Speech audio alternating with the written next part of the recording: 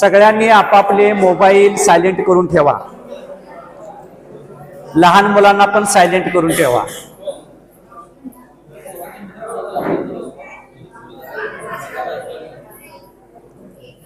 जगाला शांततेचा संदेश देणारे आणि आपल्या जीवनामध्ये जे दुःख येतं त्या दुःखाचं कारण शोधलास तर तुला आनंद मिळेल,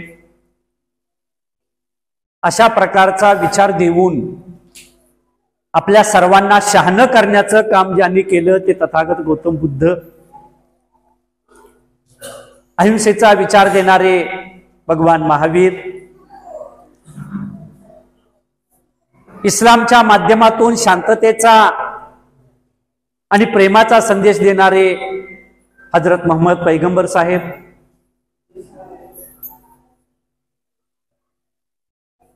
सेवेचा भाव ज्यांनी आयुष्यभर जपला आणि परमेश्वराची भक्ती जेवढी महत्वाची आहे त्याच्यापेक्षा लोकांची सेवा महत्वाची आहे, असा सेवा भाव हा फार मोठा विचार ज्यांनी दिला ते गुरु ग्रंथ साहेब नानकजी. आणि 12व्या शतकामध्ये काय कवे कैलाश, श्रम हाच परमेश्वर आहे, याच्यापेक्षा वेगळा कुठलाही ईश्वर या जगात नाही. म्हणून जगामध्ये सर्वश्रेष्ठ काय असेल तर माणसाचा श्रम आणि घाम आहे. आणि म्हणून आपल्या शरीरावर प्रेम करा, शरीर हेच देवालय आहे, अशा प्रकारचा क्रांतीचा विचार देणारे महात्मा बसवण्णा 18 पगड जातीच्या सर्व लोकांना बरोबर घेऊन रयतेचं राज्य निर्माण करणारा तुमचा माझा शिवबा, त्या छत्रपती शिवाजी महाराजांची खऱ्या अर्थानं पहिली जयंती ज्यांनी सुरू केली आणि शिवाजी महाराजांच्यावर पहिला पोवाडा ज्यांनी लिहिला ते तुमचा माझा सर्वांचा बाप महात्मा क्रांतिबा ज्योतिबा फुले. या देशाचं संविधान लिहून या देशामध्ये मनुस्मृती गाडून समतेवर आधारलेलं नवं भारतीय संविधान त्यांनी निर्माण केलं ते तुमचा माझा बाप डॉक्टर बाबासाहेब आंबेडकर. माता रमाई, जिजाई असेल, अहिल्यामाई असेल, ज्या माऊलीनं या ठिकाणी शेण दगड खाऊन तुम्हाला माणसात आणण्याचं काम केलं ती माता सावित्री. तिच्याच खांद्याला खांदा लावून या देशातली पहिली शिक्षिका होण्याचा मान ज्यांनी मिळवला ती फातिमा शेख. आणि ज्यांच्या जयंतीच्या निमित्तानं आपण या ठिकाणी जमलेलो आहोत ते लोकशाहीर, लोकशाहीर म्हटलेला आहे, नुसताच शाहीर नाही, लोकशाहीर अण्णाभाऊ साठे. त्या सर्व महामानवांना, महामातांना सुरुवातीला अभिवादन करतो. सम्यक क्रांती फाउंडेशनच्या वतीनं आणि आपल्या सर्वांच्या सहकार्यानं आज हा अतिशय चांगला कार्यक्रम या ठिकाणी संपन्न होतोय. याबद्दल त्या सर्वांना जिंदाबाद, सलाम. विचारमंचावर सगळी मान्यवर मंडळी आहेत. माननीय कार्यक्रमाचे अध्यक्ष डॉक्टर अरविंद साहेब आणि माझ्यासोबत माझ्या या सगळ्या चळवळीमध्ये खांद्याला खांदा लावून काम करणारी ही सगळीच मंडळी, यांनाही जिंदाबाद, आपल्या सर्वांना जिंदाबाद. मगाची सर म्हणाले ते फार महत्वाचं आहे. काय म्हणाले होते अण्णाभाऊ साठे? जग बदल घालून घाव, गेले सांगून मज भीमराव. यावरून आपण समजून घेऊया अण्णाभाऊ साठेंना नेमकं सांगायचं काय होतं. मी इथे बसलेल्या सगळ्यांना विचारतो, माफ करा, मी अण्णाभाऊ साठेंचं एक तरी पुस्तक वाचलेलं आहे असं किती लोक आहेत? अरे वा, निदान 10-15 तरी हात उभे राहिले म्हणजे बरं आहे संकल्प साहेब. मी अण्णाभाऊ साठेंची जयंती जोरात साजरी करतो. अण्णाभाऊ साठेंचं एक पुस्तक माहिती आहे का? नाही, मला काय त्यातलं काय माहित नाही. मी बाबासाहेबांचं जयंती जोरात साजरी करतो. बाबासाहेबांचं काय माहिती नाही. शिवाजी महाराजांची जयंती साजरी करतो, मुजरा करायला लावतो.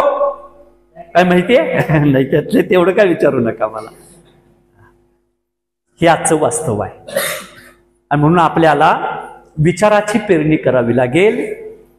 अण्णाभाऊ साठेने आयुष्यभर विचाराची पेरणी केली. कुठला विचार पेरला त्यांनी? कुठल्या समाजात आले होते? आपण मगाशी म्हणा लागलो अण्णाभाऊ साठे मांगांचे, अण्णाभाऊ साठे मातंगाचे. हा ठीक आहे ना, होते, ठीक आहे, परंतु तिथंच थांबले नाही ते. परिस्थिती अत्यंत बिकट होती, खायचे वांदे होते, सगळं होतं. पण या सगळ्या परिस्थितीतून मार्ग काढत ते गेलेले आहेत आणि जगलेले आहेत. पण त्यांनी आदर्श उभी केलेले आहेत. मगाशी या ठिकाणी सर म्हणाले की मुंबईला गेले चालत. वय किती होतं? 11 वर्ष. 11व्या वर्षी चालत गेलेले आहेत, सगळा कुटुंब. जायला मुंबईला किती दिवस लागले? 2 महिने. आता आपण लगेच एका दिवसात जाऊन परत येतोय मुंबईतनं. 2 महिने चालत, जिथं जागा मिळेल तिथं थांबायचं. ऊन वारा थंडी पाऊस जे काय असेल ते सहन करत, जाता जाता काम करत, असलेलं खात, दुसऱ्याची चाकरी करत मुंबईला गेले. बरं, मुंबईला तिथं जाऊन काय लगेच तिथं काही मिळालं नाही. मुंबई म्हणजे त्या ठिकाणी आज आपण जे म्हणतो ते मुंबई सुद्धा त्या काळामध्ये तेवढीच बकाल होती, तेवढीच गुंडागर्दीची होती, तेवढीच ती शोषणकर्ती समुदायाची होती. आणि म्हणून तिथं अण्णाभाऊ साठेंना सुद्धा फार संघर्ष करावा लागलेला आहे, फार मोठा संघर्ष करावा लागलेला आहे. पडेल ते काम करणं याच्याशिवाय पर्याय नव्हता. कुठलं काम केलं? बूट पॉलिश पासून झाडांना तिथं पाणी घालणं, बंगले धुवून देणं, गाड्या धुणं, इस्त्री करणं, थिएटरमध्ये जाऊन त्या ठिकाणी तिकीट फाडणं, पोस्टर रंगवणं, एकही काम शिल्लक नव्हतं. एकही काम. अशा सगळ्या प्रकारची कामं त्यांनी केलेली आहेत, लक्षात ठेवून घ्या. पण ह्या सगळ्या प्रकारची कामं करत असताना गिरणीमध्ये ज्या वेळेला ते काम करायला लागले त्यावेळेला त्यांच्या जीवनामध्ये कलाटणी देणारा तो प्रसंग ठरला. त्यांच्या आयुष्यामधला तो प्रसंग आहे गिरणी कामगारांच्या सभेला कॉम्रेड श्रीपाद अमृत डांगे यांचं जे भाषण त्यावेळेला होतं, त्या भाषणामुळे ते प्रभावित झाले. त्या भाषणात काय म्हणाले डांगे?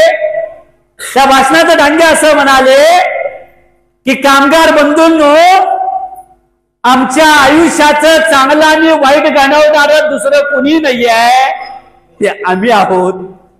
आम्ही कष्ट करतो, आम्ही घाम घालतो, आम्ही या समाजामध्ये निर्मितीचं काम करतो. आज जे काही आज संबंध जगामध्ये जग चाललेलं आहे याला कारण श्रमिक आहे. आणि म्हणून श्रमिकाला सुद्धा या ठिकाणी माणूस म्हणून जगता आलं पाहिजे. ही श्रमिकांची लढाई आहे. श्रमिकाला त्याचा हक्क मागता आला पाहिजे. आणि म्हणून मार्क्स असं म्हणाला, काय मार्क्स म्हणाला? दुनिया के सब मजदूर एक हो. आणि मग आपल्या न्याय हक्कासाठी त्या ठिकाणी चाललेल्या आंदोलनामधला हा प्रभाव अण्णाभाऊ साठेंच्या मनावरती पडला.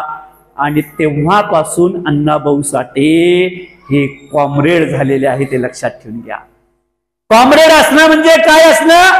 कॉम्रेड असणं म्हणजे मी कुठल्याही प्रकारची गुलामी मानणार नाही. कॉम्रेड असणं म्हणजे मी कुठल्याही प्रकारची विषमता मानणार नाही. कॉम्रेड असणं म्हणजे मी स्त्री पुरुष समता मानणार. कॉम्रेड असणं म्हणजे मी शोषणाच्या विरोधामध्ये आवाज करणार. कॉम्रेड असणं म्हणजे मी विद्रोह करणार. आणि मग या पद्धतीचा विचार त्यांनी आपल्या साहित्यामध्ये मांडायला सुरुवात केली. आणि मग संध्याकाळच्या वेळेला आपल्या मित्रांच्या बरोबर बसताना मग गाणी म्हणता म्हणता या ठिकाणी त्यांना कवनं सुचायला लागली, त्यांना छक्कड सुचायला लागली, त्यांना पोवाडा सुचायला लागला, त्यांना वगनाट्य सुचायला लागलं, त्यांना तमाशा सुचायला लागला, त्यांना कथा सुचायला लागली, त्यांना अनेक प्रकारच्या साहित्यातले सगळे मानदंड सुचायला लागले. आणि मग ते लिहत गेले.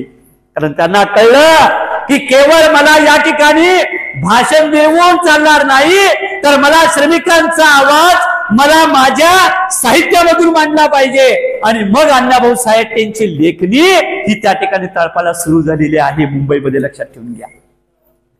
पण ते तळपत असताना अण्णाभाऊ साठेंना काय फारसं नीट लिहिता येत नव्हतं, वाचता येत नव्हतं. परंतु त्यांनी प्रयत्न केला आणि शिकले. त्यांनी त्यांच्या मावस भावांकडून शिकले आणि चांगल्या पद्धतीनं या ठिकाणी लेखनाला सुरुवात केली. आणि मग ती सुरुवात केल्यानंतर अनेक प्रकारच्या कथा ज्या वेळेला त्यांनी लिहिला आणि 2 पोवाडे लिहिले. त्याच्यामधल्या श्रमिकांचा पोवाडा पहिला होता आणि दुसरा पोवाडा होता लेनिनग्राडचा पोवाडा. लेनिनग्राडचा म्हणजे रशियामधला लेनिनचा जो काही कम्युनिस्ट चळवळीतला प्रभाव होता आणि तिथं जी क्रांती झाली त्या क्रांतीचा पोवाडा त्यांनी लिहिला. आणि त्या पोवाड्याच्या माध्यमातून त्यांची मुंबईवर ख्याती झाली. त्या एका पोवाड्याने त्यांना शाहीर म्हणून पदवी त्यांना मिळाली. आणि मग अण्णाभाऊ साठेंचं एक वलय तयार झालं. आणि अण्णाभाऊ साठे मग सबंध मुंबईवर फिरत नव्हते, सबंध महाराष्ट्रभर फिरायला लागले. आणि महाराष्ट्रभर फिरून या ठिकाणी त्यांनी कामगारांच्या प्रश्नावरती जनजागृती करण्याचं काम केलं. कलापथकाचं नाव काय ठेवलं? कलापथकाचं नाव ठेवलं लाल बावटा कला पथक. लाल बावटा कला पथक. लाल बावटा कला पथकामध्ये कोण होते? लाल बावटा कला पथकामध्ये त्यांच्या बरोबर होते शाहीर अमर शेख आणि आजऱ्याचे आमचे शाहीर गव्हाणकर. आणि या तिघांची मैत्री. आणि त्याच्या पद्धतीनं मग अण्णाभाऊ साठेंनी आपल्या डफावरती थाप मारून आपल्या खड्या आवाजामध्ये अण्णाभाऊ साठे मग रान उठवलं. आणि मग त्या काळामध्ये होणारं कामगारांचं शोषण किती अन्यायी आणि जुलमी आहे, ही भांडवलशाही व्यवस्था माणसांचं श्रम चोरते आणि माणसाला उपाशी ठेवते आणि स्वतः मात्र झगमगाटी जीवन जगते. असली भांडवलशाही मला नको आहे. म्हणून मगाशीचे सर म्हणाले, काय म्हणाले? ये आजादी झूठी है, इस देश की जनता भूकी है.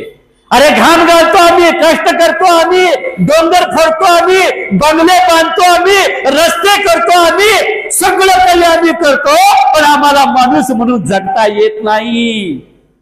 अण्णाभाऊ साठेंच्या साहित्याच्या आणि लेखणीचं वैशिष्ट्य आहे.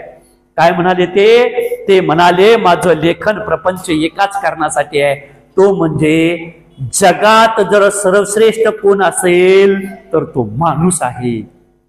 हे जग माणसाने निर्माण केलेलं आहे, ते कुठल्या नागोबाने नाही.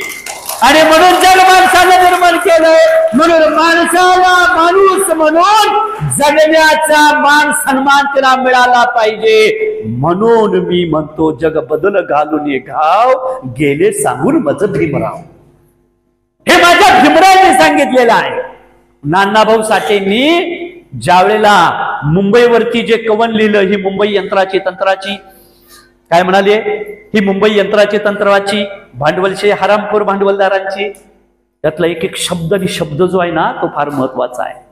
अण्णाभाऊ साठेंनी हे जसं एका बाजूला सुरुवात केलं, तसं कथांमधून त्यांनी बहुजन नायक आणि नायिका उभ्या केल्या. बहुजन नायक अनेक त्या काळातले साहित्यिक होते.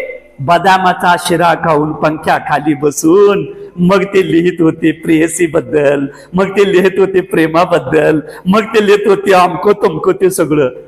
आणि अण्णाभाऊ साठेंचं वैशिष्ट्य होतं की अण्णाभाऊ साठेंनी तुमच्या माझ्या समाजातला बहुजन नायक आणि बहुजन नायिका उभी केली.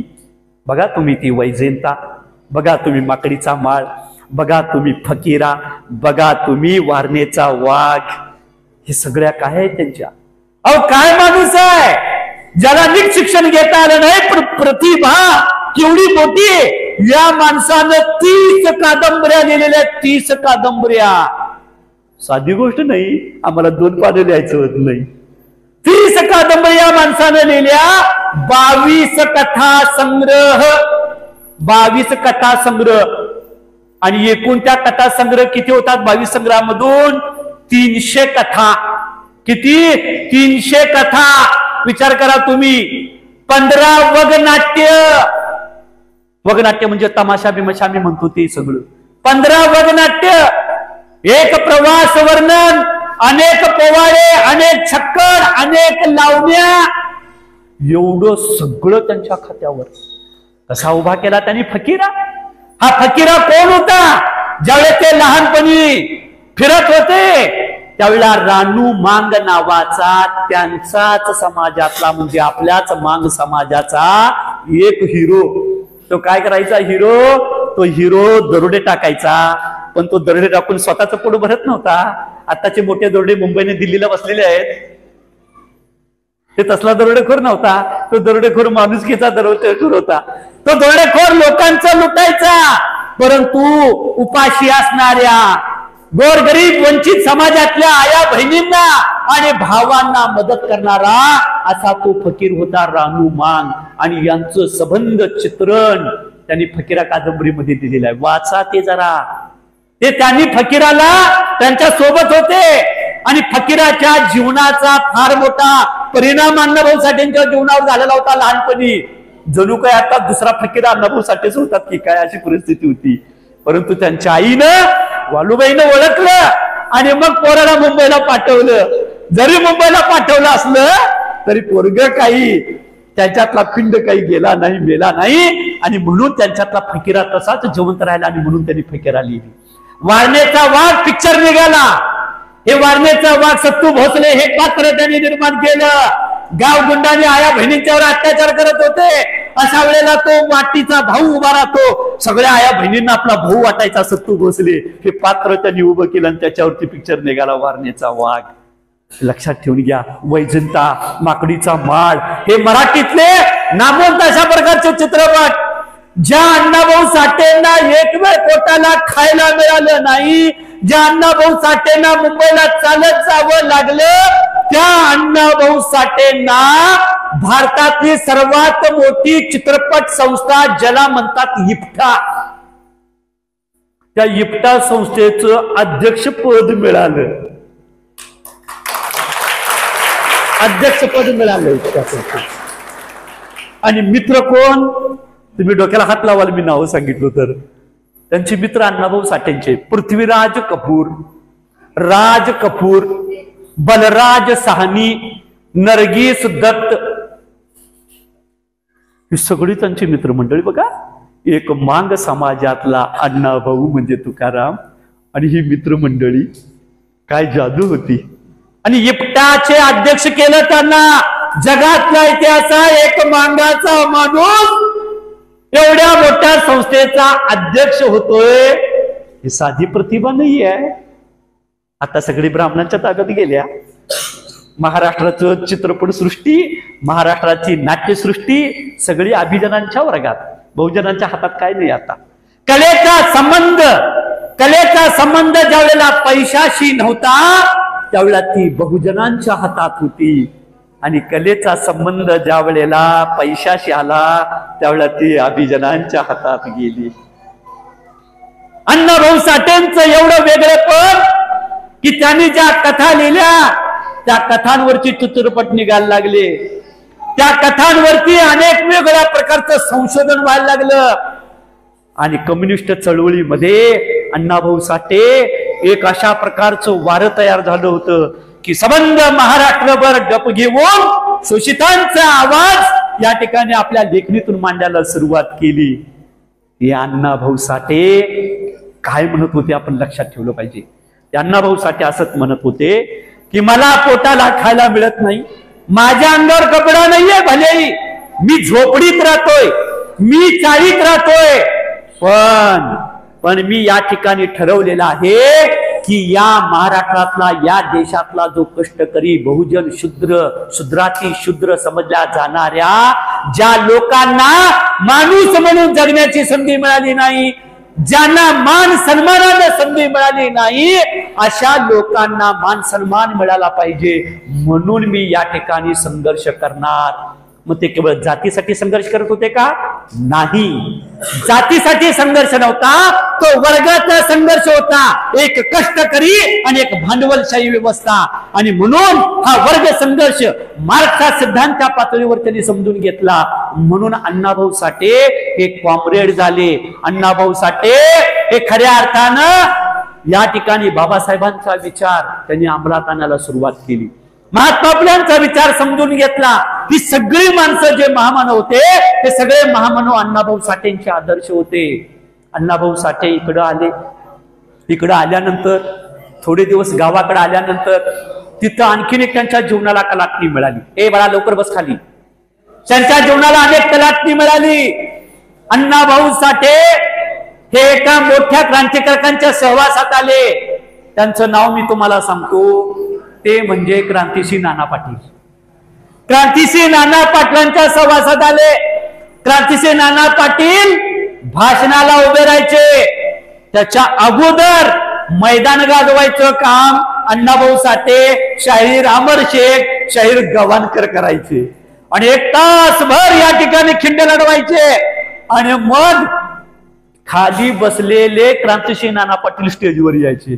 स्टेजवर कुणीच नसायचं. सगळ्या लोकांना वाटायचं अजून क्रांतिसिंह कसे काय आले नाहीत, क्रांतिसिंह कसे आले नाहीत. आणि मग क्रांतिसिंह नाना पाटील उठून यायचे. अशा प्रकारचा भारदस्त गडी तुम्हाला सांगतो, रांगड्या भाषेमध्ये क्रांतिसिंह नाना पाटील बोलायला उभे राहायचे. आणि त्यावेळेला तुम्हाला सांगतो क्रांतिसिंह नाना पाटील अण्णाभाऊ साठेंच्या पाठीवरती थाप मारायचे आणि माझं लेखापार काम सोपं केलंच म्हणायचे. कारण क्रांतिसिंह नाना पाटील पत्री सरकाराच्या माध्यमातून इंग्रजांच्या विरोधातली लढाई जशी लढत होते तशी इथल्या असणाऱ्या कुलकर्णी इनामदार जोशांच्या विरोधातली लढाई सुद्धा या ठिकाणी क्रांतिसिंह नाना पाटील लढत होते. आणि म्हणून क्रांतिसिंह नाना पाटलांच्या त्या भूमिगत चळवळीमध्ये पत्री सरकारमध्ये सुद्धा अण्णाभाऊ साठेंचा फार मोठा सहभाग होता, हे आपण लक्षात घेतलं पाहिजे. अशा प्रकारचा हा त्यांचा प्रवास, एक साहित्यिक, एक क्रांतिकारक, एक मोठा लोकशाहीर आणि शोषितांचा, बहुजनांचा आवाज आपल्या लेखणीच्या माध्यमातून या ठिकाणी जगासमोर आणण्याचं काम त्यांनी केलं. असे ते लोकशाहीर अण्णाभाऊ साठे, ज्यांना मुंबईपर्यंत जाताना पैसे नव्हते, चालत जाणारे अण्णाभाऊ साठे, त्यांना एका वेळेला रशियाला विमानातनं प्रवास करावा एवढी त्यांना संधी मिळाली. हे माझ्या अण्णाभाऊ साठेंचं वैशिष्ट्य आहे. आणि म्हणून अण्णाभाऊ साठेने माझा रशियाचा प्रवास, ते विमानाचा प्रवास सुद्धा त्यांनी लिहिलेला आहे. हे सुद्धा तुम्ही किती रोमांचकारी काय तुम्ही वाचा. आणि अण्णाभाऊ साठे शेवटी ज्या वेळेला चळवळीतनं थकले, भागले, त्यावेळेला अण्णाभाऊ साठे जरा थोडासा या ठिकाणी जरा वेगळ्या मार्गाकडे लागले. आणि वेगळ्या मार्गाकडे लागत असताना तुम्हाला सांगतो त्यांनी आपली लेखणी थांबवली नाही. लेखणी थांबवलेली नाही. चिमणीच्या त्या उजेडाखाली बसून अण्णाभाऊ साठेंनी आपली पुस्तकं लिहिलेली आहेत, एवढं लक्षात ठेवून घ्या. म्हणजे काय प्रतिभा असेल त्या माणसाची. आयुष्याच्या उत्तरार्धामध्ये शरीर साथ देत नव्हतं, तरी सुद्धा हा माणूस थांबला नाही. तरी सुद्धा हा माणूस या ठिकाणी लिहित राहिला, आपला आवाज लोकांच्या समोर आणत राहिला. आणि आपल्या आवाजानं या देशामध्ये श्रमिकांचं राज्य आलं पाहिजे, या देशामध्ये कष्टकऱ्यांचं राज्य आलं पाहिजे, या देशामध्ये घाम गाळणाऱ्या स्त्रियांना सन्मान मिळाला पाहिजे, असा मोठा विचार आपल्या साहित्यातून मांडला. म्हणून बाबासाहेबांना ते खूप मानायचे. आणि म्हणून ते म्हणले, जग बदल घालून गावं गेले मज सांगून विमराव. शेवटचा आता त्यांना एकच माहित होतं की या देशामध्ये जर आपल्याला परिवर्तन करायचं असेल, या देशामध्ये श्रमिकांच्या हातामध्ये सत्ता यायची असेल, या देशातल्या बहुजनांना सन्मानाने जगता येणारच असेल, तर तो एकमेव विचार आहे, तो क्रांतीचा विचार आहे. म्हणून मी एका बाजूला बाबासाहेबांना घेणार आणि एका बाजूला कार्ल मार्क्सला घेणार. आणि म्हणून मार्क्स एका बाजूला आणि बाबासाहेब एका बाजूला घेऊन आयुष्यभर या ठिकाणी ते पूर्णपणे शोषितांचा आवाज मोठा करत राहिले, विद्रोह करत राहिले. हा अण्णाभाऊंचा विचार आहे. त्यांच्या बारीक सारीक गोष्टी मी फार सांगत बसणार नाही. आता तुमची आमची जबाबदारी काय? तुमची आमची जबाबदारी काय? नवाब सर आले, काय चांगलं भाषण केलं, लय भारी चांगलं बोलल्या, लय भारी चांगलं बोलले. घराकडे जाऊन काय करणार? घराकडे जाऊन काय करणार? मस्तपैकी टीव्ही वरती चांगली आवडती सिरियल येते, मग ते सिरियल बघणार, जेवणाचं ताट घेणार, जेवणाचं ताट घेऊन खाणार, सिरियल बघणार. अण्णाभाऊ साठे, अन्नदाब सर, गुडुक. हे नाही चालायचं, हे नाही चालायचं. अण्णाभाऊ साठेंनी मगाशी मी वाक्य म्हणालो, या जगामध्ये ही पृथ्वी, हे जे काही सुजलाम सुफलाम आज दिसते किंवा हे जे चांगलं सगळं दिसतंय, हे निर्माण करण्याचं काम माणसाने केलेलं आहे. या जगामध्ये माणूस सर्वश्रेष्ठ आहे, देवापेक्षाही श्रेष्ठ माणूस आहे, म्हणून मी देव मानणार नाही.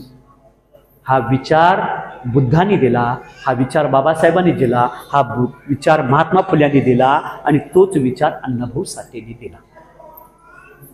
मी कर्मकांड करतो का? मी माझ्या घरामध्ये कुठल्या देवदेवतांना मानतो? माझ्या घरामध्ये अण्णाभाऊ साठेंचा फोटो नाही, माझ्या घरामध्ये बाबासाहेबांचा फोटो नाही, महात्मा फुले सावित्रीबाईंचा नाही. माझ्या मात्र अंगात येतंय, हा माझ्या अंगात येतंय. हे नाही चालणार, हे नाही चालणार. अण्णाभाऊ साठेंनी पूर्णपणे याचा विरोध केलेला आहे.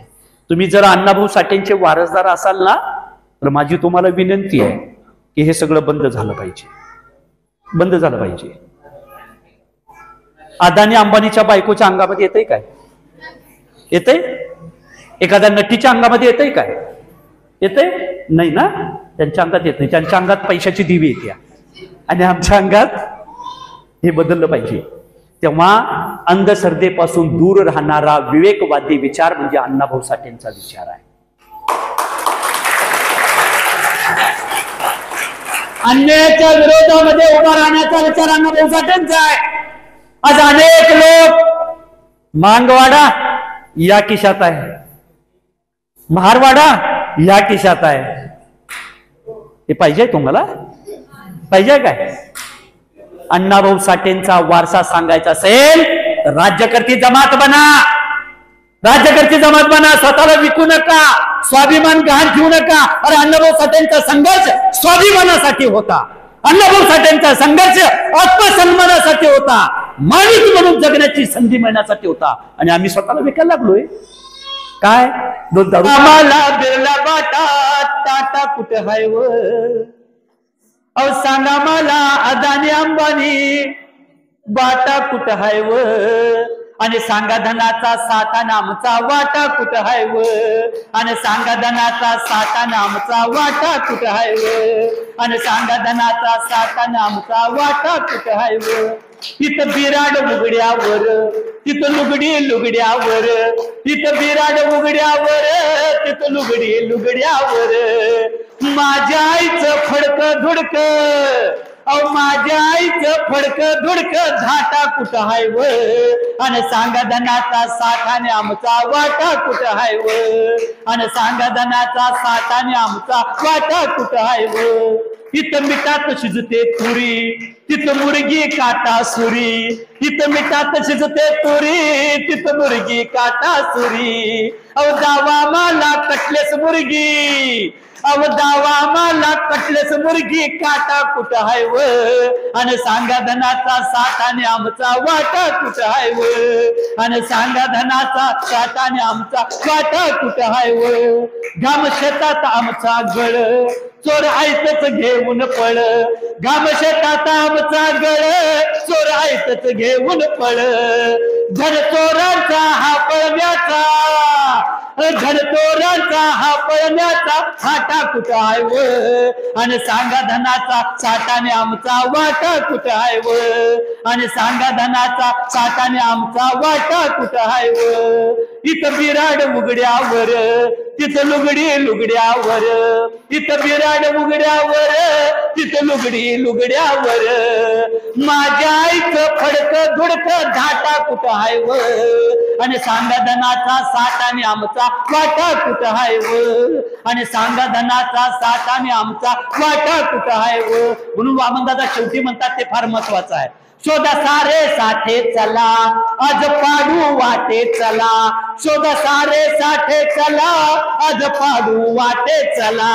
अहो वामन दादा आमचा घुगरी, अहो वामन दादा आमचा घुगरी वाटा कुठं हाय व आणि सांगा धनाचा साठाने आमचा वाटा कुठं हाय व आणि सांगा धनाचा साठाने आमचा वाटा कुठं हाय व आणि सांगा धनाचा वाटाने आमचा वाटा कुठं हाय व